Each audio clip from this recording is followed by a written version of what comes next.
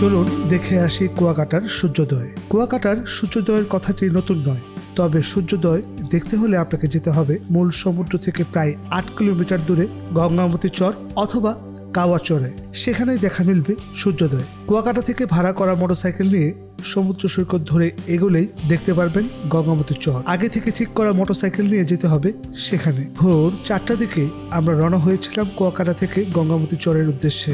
গঙ্গামতির এই চরে সূর্যোদয়ের দৃশ্য দেখার জন্য অনেক ভোর থেকেই দর্শনার্থীরা অপেক্ষায় থাকে। কুয়াকাটার সূর্যোদয় দেখার জন্য এই স্থানটি সবচেয়ে বেশি জনপ্রিয়। তবে হ্যাঁ, কুয়াকাটার সূর্যোদয় কিন্তু সবসময় দেখা যায় না। আবহাওয়া যদি ভালো থাকে তাহলেই আপনারা কুয়াকাটার সূর্যোদয় দেখতে পারবেন।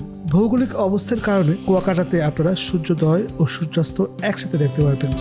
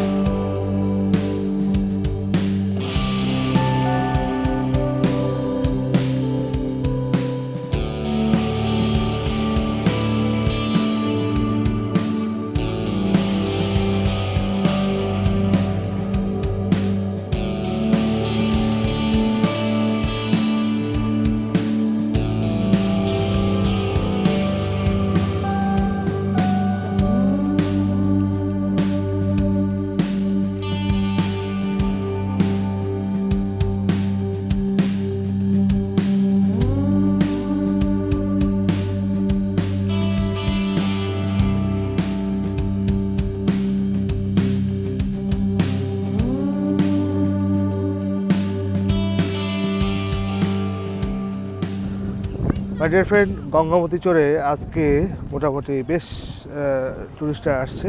এখানে আমরা দেখতেছি যে অনেক টুরিস্টরা এখানে তারা মজা করতেছে।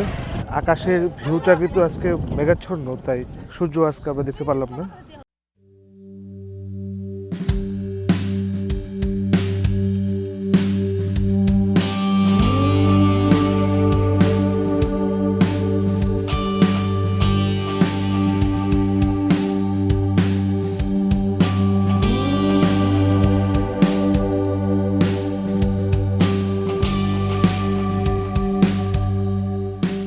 বন্ধুরা, এই ছিল আজকের ভিডিওটি কেমন লাগলো কমেন্ট করে জানাবেন। আপনি যদি আমাদের চ্যানেল নতুন হয়ে থাকেন কাইন্ডলি আমাদের চ্যানেলকে সাবস্ক্রাইব করে পাশে থাকা বেল আইকনটি ক্লিক করে দিবেন। আর যারা আমাদের চ্যানেলকে সাবস্ক্রাইব করেছেন তাদের জন্য রইল অন্তরের অন্তঃস্থল থেকে অনেক অনেক ভালোবাসা।